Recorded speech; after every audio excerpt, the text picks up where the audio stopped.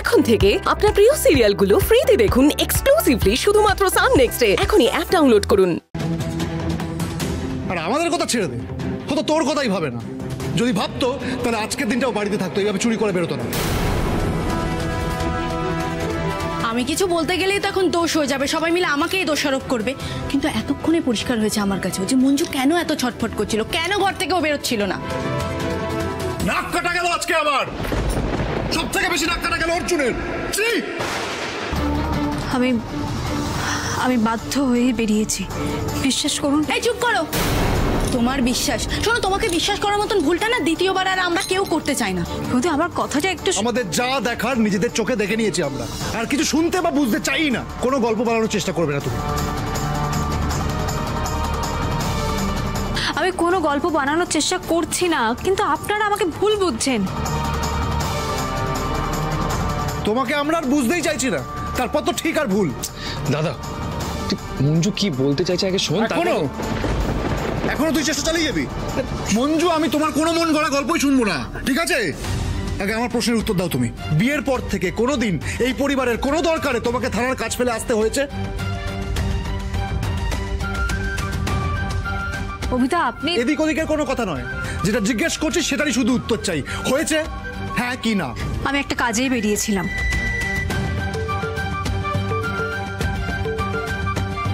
তোমার কাছে তোমার থানার কাজটাই কাজ, আর তার জন্য পরিবার ভাড়মে যাক তাতে সাতক্ষণ মাপ, তাই তো?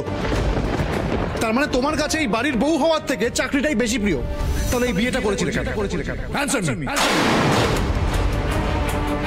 আহা অভি মাথা গরম করো না, ও বেচারি বুঝতে পারিনি। ও তো বাবা মার কাছ থেকে কোনোদিন কোনো শিক্ষা টিক্ষা পায়নি।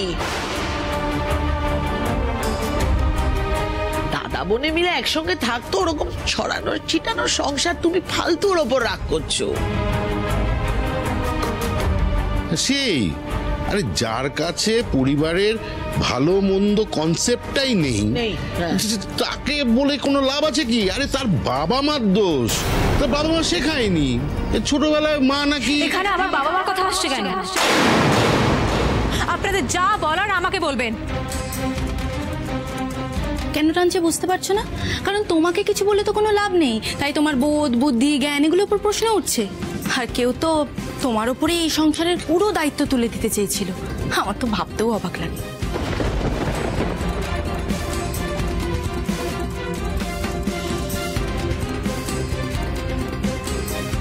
তুমি কি আমাকে দোষ দিচ্ছ অদিতি? না, আমি আপনাকে দোষ দিচ্ছি না মা, যেটা ঘটেছে আমি সেটাই বলছি। আপনি বলুন, আমি কি কিছু ভুল বললাম?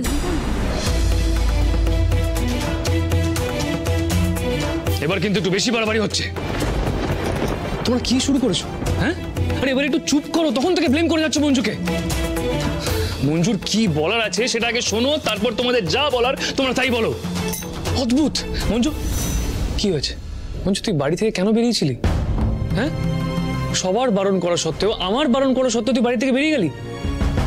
তুই কেন বেরোলি বাড়ি থেকে লুকিয়ে লুকিয়ে? আমি নিশাকে বাঁচাতে বেরিয়েছিলাম।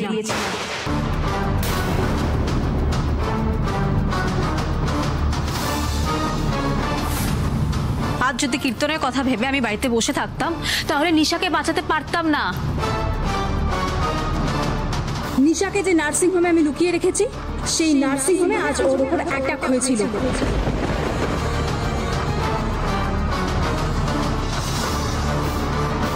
তুমি নিজেকে বড় পরিত্রাতা প্রমাণ করতে চাইছো নাকি?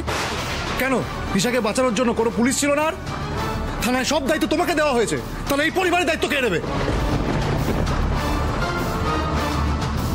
আচ্ছা, আমি তো মঞ্জু তোমাকে অনেকবার অনুরোধ করেছিলাম, অনেকবার বারবার বলেছিলাম যে অন্তত একবারের জন্য আমার মেয়েটার কাছে আমাকে নিয়ে যেতে, অন্তত একবার চোখের দেখাটা দেখতে চাই আমি আমার মেয়েটাকে। কিন্তু ও আমাদের বিশ্বাস করেনি, ও নিশার বাবা মাকে বিশ্বাস করেনি। আজকে যদি আমি জানতাম, অন্তত ওর সঙ্গে থাকতে তো পারতাম, যেতে তো পারতাম মেয়েটার কাছে। এখন আপনাদের নিশার কথা খুব মনে পড়ছে, তাই না? আমাকে আমার প্রশ্নের উত্তর দিন তো। নিশা এই বাড়ি থেকে পালিয়ে যাওয়ার পর আপনারা কি করেছেন ওর জন্য? কতক্ষণ টেনশন করেছেন? ওকে খুঁজে পাওয়ার জন্য কি কি চেষ্টা করেছেন বলুন?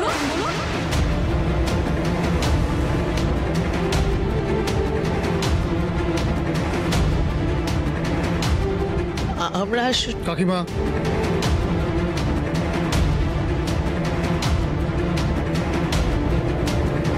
মঞ্জু তুমি যেটা নিজেকে ভাবছো সেটা ভাবাটা বন্ধ করো। কোনো কৈফিয়ত আমি দেবো না। নিশা নিজের দোষে ফেসেছে, তার জন্য ওর বাবা মা যথেষ্ট কষ্ট পাচ্ছে, সেটা আমি খুব ভালো করে জানি। বাবা মায়ের দরদ নিয়ে একদম প্রশ্ন তুলো না, ভালো লাগে না জাস্ট। বেশ, দে পরিবারের বউকে আপনাদের কৈফিয়ত দিতে হবে না। রসুলপুরের কনস্টেবল মঞ্জু গড়াই আপনাদের কাছে কৈফিয়ত চাইছে। নিশা এই বাড়ি থেকে পালিয়ে যাওয়ার পর আপনারা থানায় কোনো ডায়েরি করেননি কেন?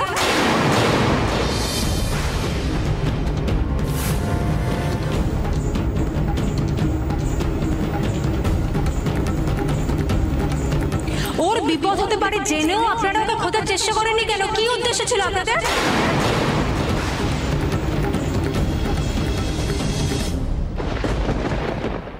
কি হলো অবিদা, পুলিশের প্রশ্নের উত্তর দেবেন না? দেবো না। তুমি নিজেকে বেশি চালাক মনে করো না?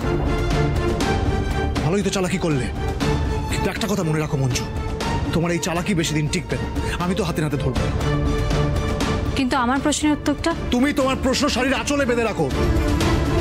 আমার কাকু কাকি আমাকে অপমান করার অধিকার আমি তোমাকে দিইনি।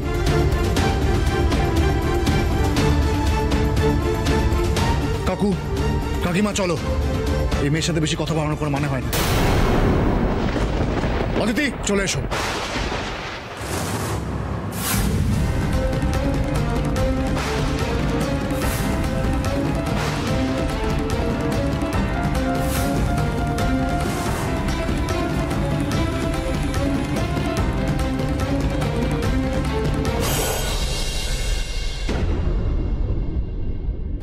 বারণ করেছিলাম তো, বারবার বারণ করেছিলাম।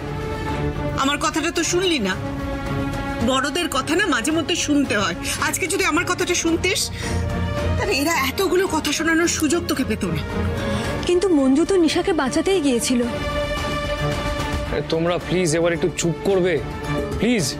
মা তুমি প্লিজ নিচে যাও, খেয়ে নাও খাবার। রানী তুইও যা প্লিজ, খেয়ে নাও।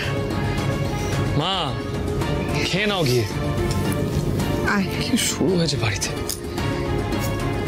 তুই এটা কেন করলি বলতো? হ্যাঁ, তোর বেরোনোর যখন এতই দরকার ছিল তুই আমাকে বলতে পারতিস। রানীকে দিয়ে নাটকটা কেন করালি তুই? আমি তোকে হেল্প করতাম। আমি কোন বিষয়ে তোকে হেল্প করিনি বলতো? এটার কোনো দরকার ছিল না আজকে। যাকে তুই বাদ দে, আজকের পর থেকে এরকম কিছু করিস না মঞ্জু, নইলে তোকে দাদা আর বৌদির থেকে ওই ফালতু কথা শুনতে হবে কিন্তু।